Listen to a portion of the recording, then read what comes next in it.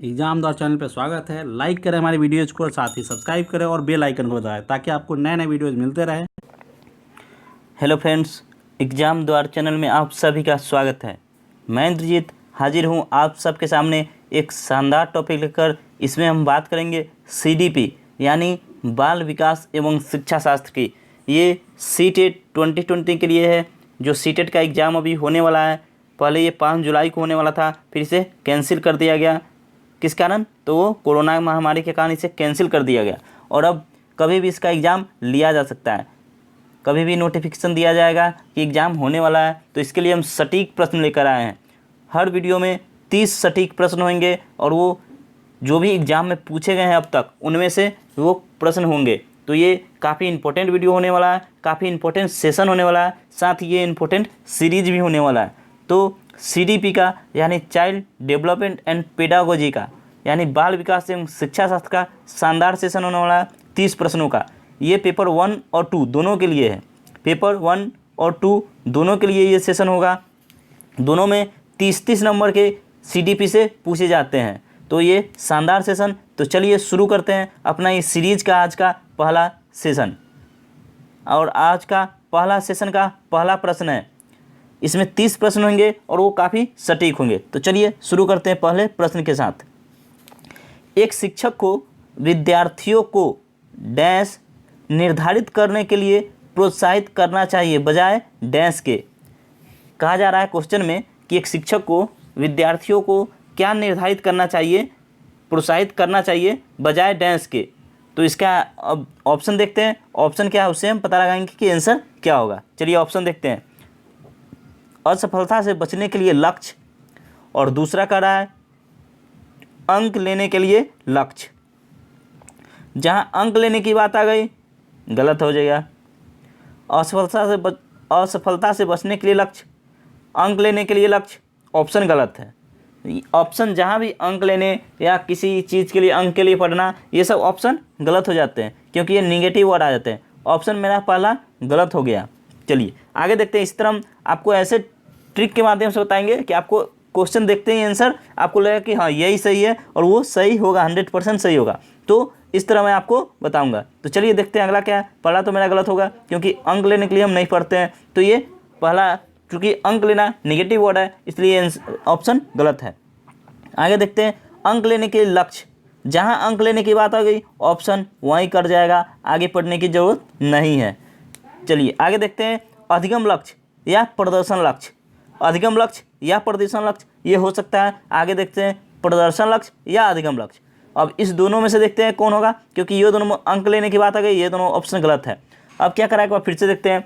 एक शिक्षक को विद्यार्थियों को अधिगम लक्ष्य निर्धारित करने के लिए प्रोत्साहित करना चाहिए बजाय किसके? प्रदर्शन लक्ष्य के। यानी ऑप्शन 3 इसका सही जा रहा है। यानी ऑप्शन 3, एक का ऑप्शन 3 सही आंसर है। चलिए आगे चलते हैं। इस तरह हमें हर क्वेश्चन में कुछ ऐसे माध्यम से देखना है कि हमें सटीक आंसर निकल जाए। चलिए आगे देखते हैं।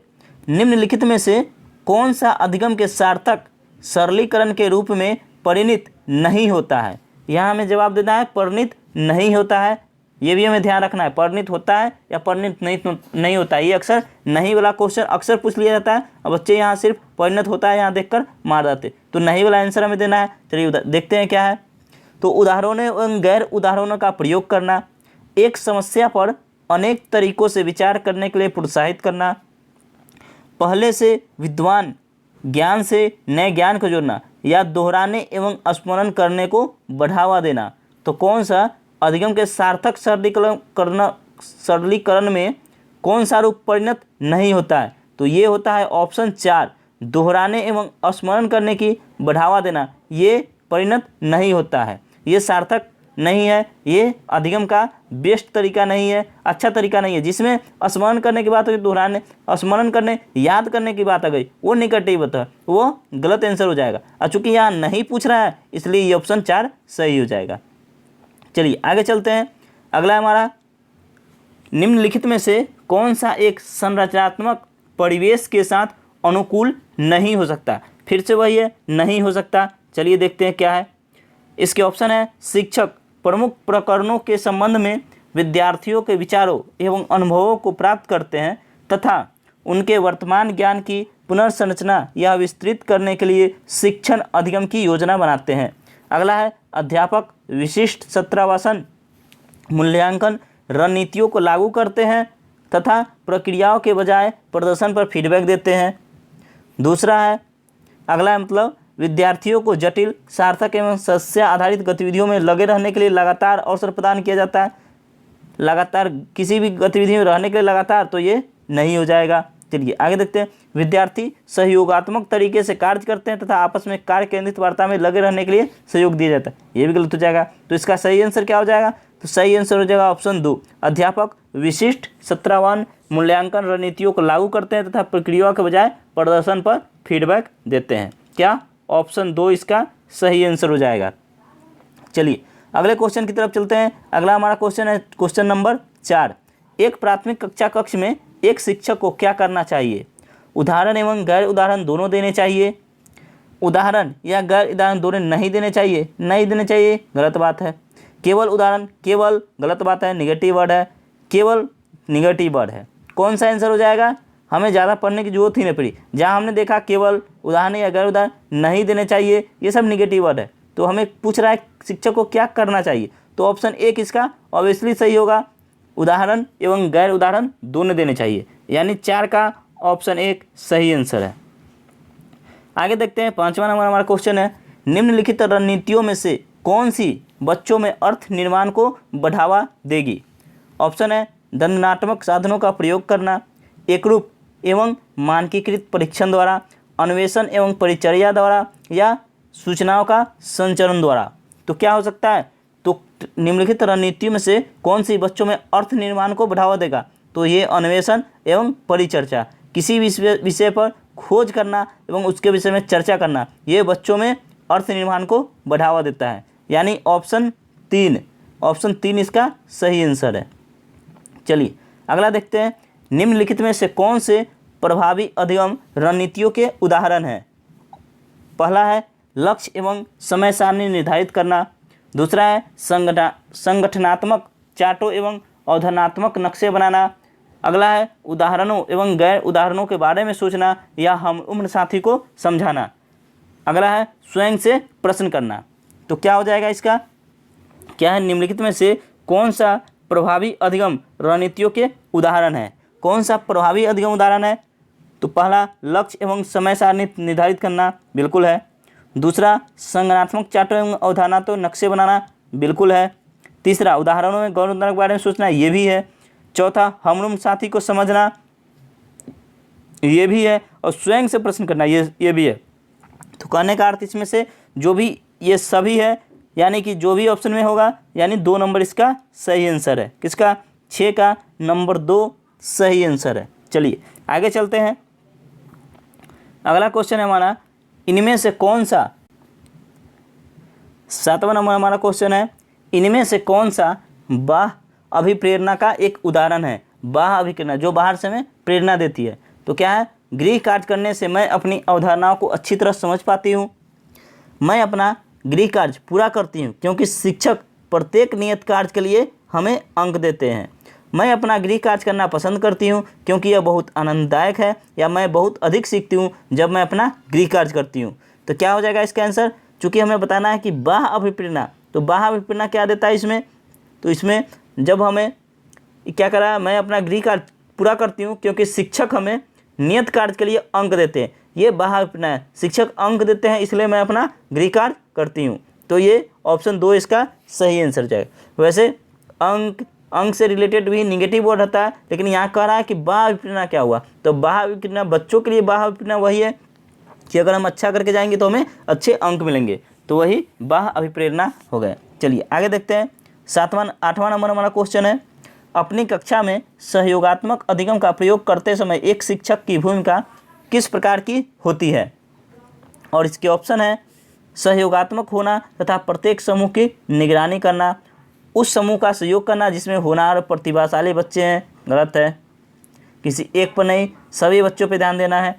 एक मूक दर्शक होना तथा बच्चे जो करना चाहते हैं उन्हें करने देना, गलत है। कक्षा को छोड़ देना तथा बच्चों को स्वयं कार्य करने देना, ये भी गलत है। तो ऑप्शन एक इसका सही आंसर है। सहयोगात्मक होना तथा प्रत्येक समूह की निगरानी करना। चलिए अगले नंबर क्वेश्चन की तरफ चलते हैं, जो कि है क्वेश्चन नंबर 9। बच्चों की गलतियों एवं भ्रांत धारणाएं डैश क्या होती है? तो शिक्षण अधिगम प्रक्रिया में अनदेखी करनी चाहिए, सूचित करती है कि बच्चों की क्षमताएं वयस्कों की तुलना में बहुत निम्न स्तर की है, या शिक्षण अधिगम प्रक्रिया में एक महत्वपूर्ण कदम है, या शिक्षण अधिगम की रुकावट एवं विघ्न है। तो क्या है? बच्चों की गलतियां एवं भ्रांत धारणाएं शिक्षण अधिगम प्रक्रिया में एक महत्वपूर्ण कदम है। ऑप्शन नंबर 3 इसका सही आंसर है। ऑप्शन नंबर 3 इसका सही आंसर है। चलिए आगे देखते हैं। अगला क्वेश्चन है क्वेश्चन नंबर 10 है हमारा।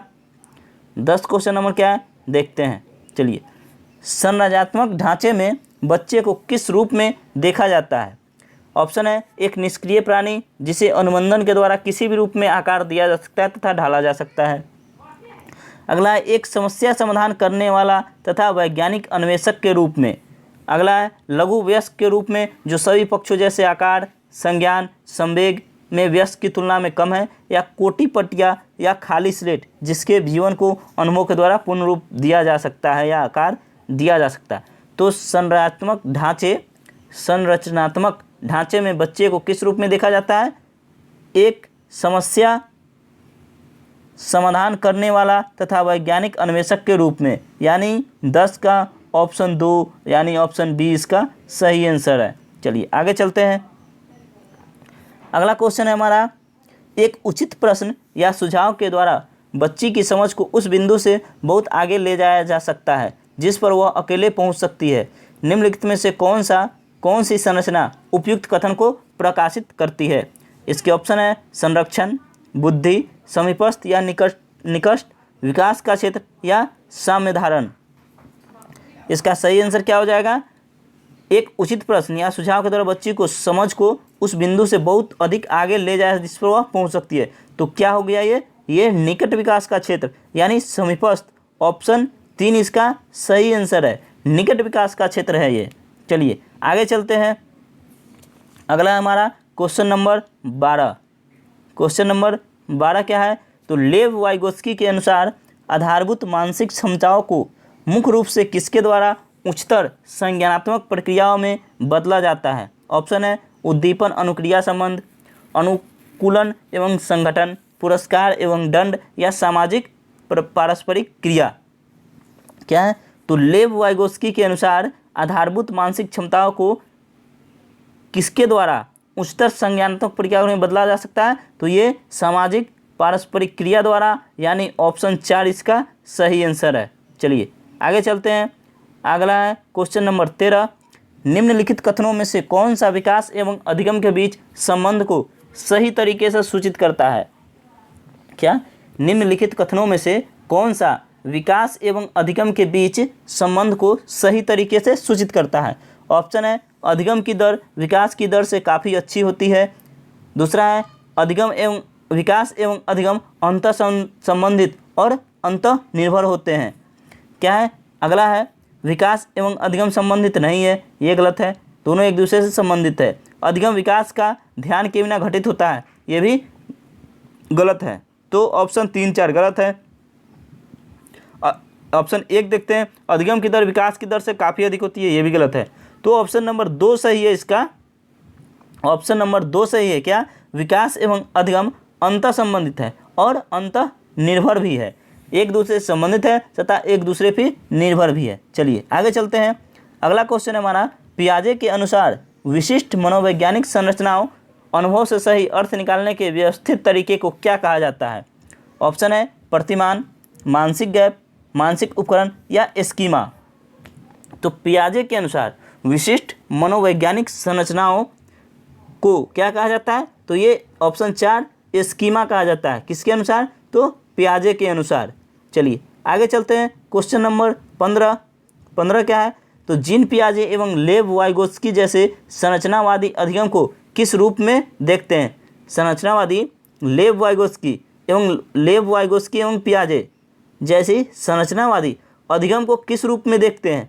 तो अधिगम को किस रूप में देखते हैं? ऑप्शन है निष्क्रिय आवृत्तीय प्रक्रिया, सक्रिय विनियोजन से अर्थ निर्माण की प्रक्रिया, कौशलों का अर्जन या प्रतिक्रियाओं का अनुबंधन। तो जीन पियाजे और लेव वाइगोस्की अधिगम को किस रूप में देखते हैं? तो वो देखते हैं ऑप्शन 2 सक्रिय विनियोजन से अर्थ निर्माण की प्रक्रिया, यानी ऑप्शन 2 इसका सही आंसर है। चलिए आगे चलते हैं। आपको बता दें कि ये वो प्रश्न कराए जा रहे हैं जो एग्जाम में काफ़ी इंपॉर्टेंट है और ये सटीक प्रश्न है जो एग्जाम में पूछे जा सकते हैं। ये वही प्रश्न है जो एग्जाम में पिछले कई सारे एग्जाम में पूछे गए हैं, पिछले के सीटेट के एग्जाम में पूछे गए हैं, और वही प्रश्न है जो अब हो सकता है आगे आने वाले कुछ ही दिनों में बहुत जल्द इसका एग्जाम लिया जा सकता है। तो उसमें आपको ये सब क्वेश्चन देखने को मिल सकते हैं। तो आपको वीडियो पूरा देखना है, साथ ही अपने सभी दोस्तों में शेयर कर दे जो भी रिलेटेड इस एग्जाम सीटेट के एग्जाम से रिलेटेड है। चलिए आगे क्वेश्चन देखते हैं। समाचार पत्रों से कहानियों एवं कथनों का चयन करना एवं प्रस्तुत करना जो पुरुष एवं महिला दोनों को गैर परंपरागत भूमिकाओं में चित्रित करते हैं, निम्नलिखित में से किसके एक प्रभावी रणनीति है? ऑप्शन है रूढ़िवादी लैंगिक जेंडर भूमिकाओं को प्रोत्साहन देने के लिए, लैंगिक रूढ़ियों का सामना करने के लिए, या लैंगिक पक्षपात को बढ़ावा देने के लिए, या लैंगिक स्थिरता को बढ़ावा देने के लिए। तो इसका क्या सही आंसर हो जाएगा? आंसर होगा सही ऑप्शन 2 लैंगिक रूढ़िवादियों को सामना करने के लिए। ऑप्शन 2 इसका सही आंसर है। चलिए आगे देखते हैं। अगला क्वेश्चन है हमारा, ये थोड़ा सा बड़ा क्वेश्चन है इसलिए ऑप्शन थोड़ा नीचे है, मैं इसे थोड़ा सा छोटा कर लेता हूँ ताकि आपको पूरा दिखे एक साथ। चलिए अब पढ़ते हैं इसे। निम्नलिखित वर्णन को पढ़िए और कोहलबर्ग के नैतिक तर्क की अवधारणा को पहचानिए। वर्णन क्या है? अंतःकरण के स्वचयनित नैतिक सिद्धांतों के द्वारा सही कार्य परिभाषित किया जाता है जो कानून एवं सामाजिक समझौते पर ध्यान दिए बिना संपूर्ण मानवता के लिए वैध होता है। अब इसमें पूछ रहा है नैतिक तर्क की अवधारणा को पहचानना है।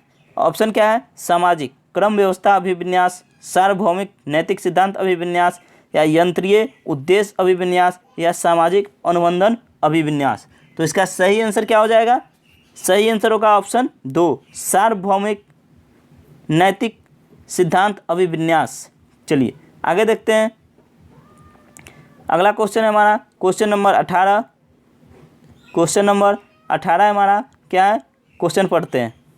निम्नलिखित में से कौन सा मूर्त क्रियात्मक अवस्था के प्रमुख कौशलों में से एक है? परिकल्पित निगमनात्मक तर्क, द्वितीयक वर्तुल प्रतिक्रियाएं, सजीवात्मक चिंतन, या सुरक्षित रखने की योग्यता। तो क्या है इसका सही आंसर? सही आंसर होगा ऑप्शन 4 यानी सुरक्षित रखने की योग्यता। ये मूर्त क्रियात्मक अवस्था के प्रमुख कौशलों में से एक है। क्या? सुरक्षित रखने की योग्यता। चलिए अगला क्वेश्चन देखते हैं जो 19 नंबर हमारा क्वेश्चन है। बच्चों के मूल्यांकन के लिए निम्नलिखित में से कौन से कारण होने चाहिए? कह रहा है कौन सा कारण होना चाहिए जो बच्चों के मूल्यांकन के लिए जरूरी है। तो इसके ऑप्शन क्या है? ऑप्शन पढ़ते हैं फिर इसके ऑप्शन देखेंगे। ऑप्शन पढ़ते हैं फिर आंसर देखेंगे। ऑप्शन है बच्चों को गैर उपलब्धि वाले, निम्न उपलब्धि वाले, औसत एवं उच्च उपलब्धि वाले के रूप में अलग करना एवं नाम देना। चलिए आगे देखते हैं। अलग अलग करना गलत हो जाएगा। आगे देखते हैं। कक्षा में शिक्षण अधिगम प्रक्रियाओं में सुधार करना सही है, बिल्कुल करना चाहिए। समय के साथ बच्चों में होने वाला अधिगम परिवर्तनों एवं प्रगति के बारे में पता लगाना बिल्कुल लगाना चाहिए। बच्चों की क्षमताओं, संभावनाओं, सशक्त पक्षों एवं चुनौतीपूर्ण पक्षों के बारे में माता पिता के साथ चर्चा करना ये बिल्कुल करना चाहिए। तो क्या हो जाएगा इसका आंसर? जो तीनों में फर्स्ट गलत है, बाकी 2, 3, 4 जो तीनों हो वो आंसर सही हो जाएगा। आइए देखते हैं 2, 3, 4 किस में है? 2, 3, 4 2, 3, 4 ये पहला वाला में ही हो गया 2, 3, 4। तो ऑप्शन एक इसका सही आंसर हो जाएगा। चलिए आगे चलते हैं। अगला 20 नंबर हमारा क्वेश्चन है। निम्नलिखित में से कौन बच्चे के समाजीकरण में एक महत्वपूर्ण भूमिका अदा करते हैं? ऑप्शन है मीडिया, विद्यालय, परिवार, या पास पड़ोस। तो कौन सा है जो बच्चों के समाजीकरण में एक महत्वपूर्ण भूमिका अदा करता है? तो क्या हो जाएगा? मीडिया है, विद्यालय है, परिवार है और पास पड़ोस है, यानी ऑप्शन 2 इसका सही हो जाएगा क्योंकि ये सभी है। ये सभी इसका बच्चों के समाजीकरण में महत्वपूर्ण भूमिका अदा करता है, इसलिए ऑप्शन 2 इसका सही आंसर हो जाएगा। चलिए आगे चलते हैं। 21वां नंबर हमारा क्वेश्चन है। इस सीरीज के पहले वीडियो में हम 30 प्रश्न कर रहे हैं। ये 30 प्रश्न का सीरीज होगा और इसमें काफ़ी इंपॉर्टेंट है CDP child development pedagogy for paper 1 और पेपर 2 दोनों के लिए काफ़ी इंपॉर्टेंट है। ये दोनों में से 30-30 नंबर के पूछे जाते हैं दोनों पेपर में, तो ये आपको दोनों पेपर के लिए काफ़ी इंपॉर्टेंट है। चलिए देखते हैं। 21 नंबर हमारा क्वेश्चन है, हार्वर्ड गार्डनर के बहुबुद्धि सिद्धांत के अनुसार निम्नलिखित विशेषताओं से युक्त एक व्यक्ति की बुद्धि को किस प्रकार से वर्गीकृत किया जा सकता है। अब देखते हैं विशेषताएं क्या है। दूसरों की मनोदशा, स्वभाव, प्रेरणा तथा अभिप्राय को उचित तरीके से पता लगाना एवं प्रतिक्रिया करने की योग्यता। तो ये क्या हो जाएगा? ऑप्शन है अंतर्वैत्विक, नैदानिक, प्रकृतिवादी या अंतर्वैत्विक। तो इसका सही आंसर क्या हो जाएगा? ऑप्शन 1 अंतर्वैत्विक। चलिए आगे चलते हैं।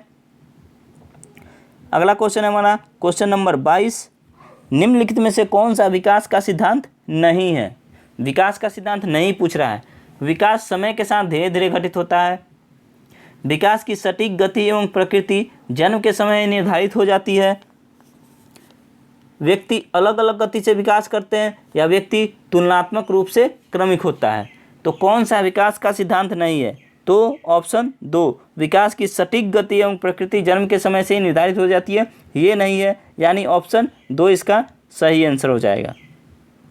चलिए अगला देखते हैं क्वेश्चन नंबर 23, अनेक शोध अध्ययनों से पता चलता है कि शिक्षक लड़कियों की अपेक्षा लड़कों से अधिक पारस्परिक क्रिया कराते हैं। इसका सही विवेचन क्या है? यह शिक्षण में लिंग पक्षपात का एक उदाहरण है। कक्षा में लड़कियों की तुलना में लड़कों को अधिक आसानी से नियंत्रित किया जा सकता है। अगला ऑप्शन है लड़कियों की तुलना में लड़कों में शैक्षिक क्षमताएं काफ़ी अधिक होती है, या लड़कियों की तुलना में लड़कों को अधिक अवधान की आवश्यकता होती है। तो इसका सही आंसर क्या हो जाएगा? तो अनेक शोध अध्ययनों से पता चलता है कि शिक्षक लड़कियों की अपेक्षा लड़कों से अधिक पारस्परिक कराते हैं। इसका सही विवेचन क्या हो सकता है? तो ये ऑप्शन 1 इसका सही आंसर हो जाएगा। क्या? यह शिक्षण में लिंग पक्षपात का एक उदाहरण है। चलिए आगे देखते हैं। अगला क्वेश्चन है हमारा क्वेश्चन नंबर 24। क्वेश्चन नंबर 24 क्या है? आइए देखते हैं। निम्नलिखित में से कौन सा प्रगतिशील शिक्षा की अवधारणा के बारे में प्रमुख है? क्या? प्रगतिशील शिक्षा। चलिए देखते हैं क्या है ऑप्शन। मानक निर्देशों एवं मूल्यांकन, बाह्य प्रेरणा एवं एक रूप मूल्यांकन मापदंड, पाठ्य पुस्तक केंद्रीय अधिगम, या प्रत्येक बच्चों की क्षमता एवं संभावना में विश्वास करना। तो क्या हो जाएगा? कौन सा प्रगतिशील शिक्षा की अवधारणा में बारे में बिल्कुल सटीक है या प्रमुख विषय है? प्रमुख है, तो ये है ऑप्शन 4 प्रत्येक बच्चे की क्षमता एवं संभावना में विश्वास करना। ऑप्शन 4 ये प्रगतिशील शिक्षा की अवधारणा का प्रमुख है। चलिए आगे चलते हैं। 25 नंबर हमारा क्वेश्चन है। नंबर 25, विकास में वैश्विक विभिन्नता को समझने के लिए क्या महत्वपूर्ण है? ऑप्शन है शरीर एवं दिमाग के परिपक्वन पर विचार करना, या वंशागत विशेषताओं के साथ साथ पर्यावरणीय कारकों एवं उसकी पारस्परिक क्रिया पर विचार करना, या वंशागत विशेषताओं पर विचार करना जो प्रत्येक व्यक्ति को जीवन में विशेष शुरुआत देती है, या पर्यावरणीय कारकों पर विचार करना जो लोगों को प्रभावित करते हैं। तो क्या हो जाएगा इसका सही आंसर? सही आंसर हो जाएगा ऑप्शन 2 विकास में वैश्विक विभिन्नता को समझने के लिए क्या महत्वपूर्ण है? तो वंशागत विशेषताओं के साथ साथ पर्यावरणीय कारकों एवं उसकी पारस्परिक क्रिया पर विचार करना, ये विकास में वैश्विक विभिन्नता को समझने के लिए महत्वपूर्ण है, यानी ऑप्शन 2 इसका सही आंसर है। चलिए अगला देखते हैं। सहयोगात्मक अधिगम एवं हम उम्र साथियों के द्वारा शिक्षण का एक समावेशी कक्षा में किस प्रकार से उपयोग करना चाहिए? ऑप्शन है कभी कभी प्रयोग करना चाहिए, प्रयोग नहीं करना चाहिए, सक्रिय रूप से प्रयोग आगे बढ़ना चाहिए, या सक्रिय रूप से हतोत्साहित करना चाहिए। तो इसका सही आंसर क्या हो जाएगा? सही आंसर होगा ऑप्शन 3 सक्रिय रूप से आगे बढ़ाना चाहिए। 3 इसका सही आंसर हो जाएगा। चलिए आगे देखते हैं। 27 नंबर क्वेश्चन है हमारा, थोड़ा सा ये बड़ा है इसलिए हम इसे पहले क्वेश्चन देख लेते हैं फिर ऑप्शन देखेंगे। निम्नलिखित में से कौन सा समावेशी कक्षा में सबसे अधिक महत्वपूर्ण है? क्या है? समावेशी कक्षा में सबसे अधिक महत्वपूर्ण क्या है, ये पूछ रहा है। अब ऑप्शन देखते हैं। ऑप्शन है प्रतियोगी अधिगम को बढ़ावा देना, विशिष्ट शिक्षा योजना, या एक रूप निर्देश, या मानकीकृत परीक्षण। तो इसका सही आंसर क्या हो जाएगा? सही आंसर होगा ऑप्शन 2, विशिष्ट शिक्षा योजना। विशिष्ट शिक्षा योजना यह है समावेशी कक्षा में सबसे अधिक महत्वपूर्ण। क्या? विशिष्ट शिक्षा योजना। 27 का ऑप्शन 2 इसका सही आंसर है। चलिए 28 नंबर क्वेश्चन देखते हैं। अधिगमकर्ताओं एवं उनकी प्राथमिक विशेषताओं के मिलान युग्मों में से निम्नलिखित में से कौन सा सही है? ऑप्शन है सृजनात्मक अधिगमकर्ता, अति सक्रिय, कार्य को पूरा करने में धीमे, अवधानात्मक कमी अधिगमकर्ता यानी उच्च अभिप्रेरणा, लंबे समय तक अवधान बनाए रख सकते हैं, श्रव्य क्षतिग्रस्त अधिगमकर्ता यानी दृश्य सूचनाओं को समझ नहीं सकते, या पठन अक्षमता अधिगमकर्ता, धारा प्रवाह पढ़ने एवं लिखने में कमी है। तो इसका क्या हो जाएगा? अधिगमकर्ताओं एवं उसकी प्राथमिक विशेषताओं के मिलान युग्म में कौन सा युग्म सही है? तो ऑप्शन नंबर 4, पठन अक्षमता अधिगमकर्ता यानी धारा प्रवाह पढ़ने एवं लिखने में कमी। चलिए आगे देखते हैं। 29 नंबर हमारा क्वेश्चन है, एक समस्या को मूल एवं अपसारित समाधानों के साथ करने की योग्यता निम्नलिखित में से किसकी एक प्राथमिक विशेषता है? और इसके ऑप्शन है सृजनात्मक बच्चों की, अधिगम अशक्तता वाले बच्चों की, अहम केंद्रित बच्चों की, या क्षतिग्रस्त बच्चों की। तो एक समस्या को मूल एवं अपसारित समाधानों के साथ करने की योग्यता किसकी एक प्राथमिक विशेषता है? तो यह है सृजनात्मक बच्चों की, यानी ऑप्शन 1 इसका सही आंसर है। चलिए देखते हैं आज का अगला क्वेश्चन, और ये ये हमारा अंतिम क्वेश्चन होगा आज का, इस सेशन का अंतिम क्वेश्चन है ये क्वेश्चन नंबर 30। क्या है? दृश्य रूप से बाधित यानी देखने से जो देख नहीं सकते, दृश्य रूप से बाधित विद्यार्थियों के साथ कार्य करते समय एक शिक्षक को किस प्रकार के अनुकूलन करने चाहिए? ऑप्शन है स्वयं अभिविन्यास करना ताकि विद्यार्थी उसे ध्यान से देख सके, वो तो ध्यान से देख सके। तो दृश्य रूप से बाधित, तो ऑप्शन गलत हो जाएगा क्योंकि वो देख नहीं सकता, दृश्य रूप से बाधित है बच्चा इसलिए देख नहीं सकता। चलिए आगे देखते हैं। अनेक प्रकार के लिखित कार्यों विशेष रूप से वर्कशीटों पर ध्यान केंद्रित करना, ये भी गलत हो जाएगा क्योंकि बच्चा दृष्टिबाधित है तो वो देख नहीं सकता। चलिए स्पष्ट रूप से बोलना तथा छूकर महसूस करने वाली सामग्रियों का अधिक मात्रा में प्रयोग करना, ये ऑप्शन बिल्कुल सही है, बिल्कुल सटीक है क्योंकि बच्चा देख नहीं सकता। तो टीचर को क्या करना चाहिए? तो टीचर स्पष्ट रूप से कोई चीज़ बोलकर उसे बता सकता है, साथ ही कोई छूकर महसूस करने वाली सामग्री का उपयोग करके उसे बढ़िया तरह से बता सकता है।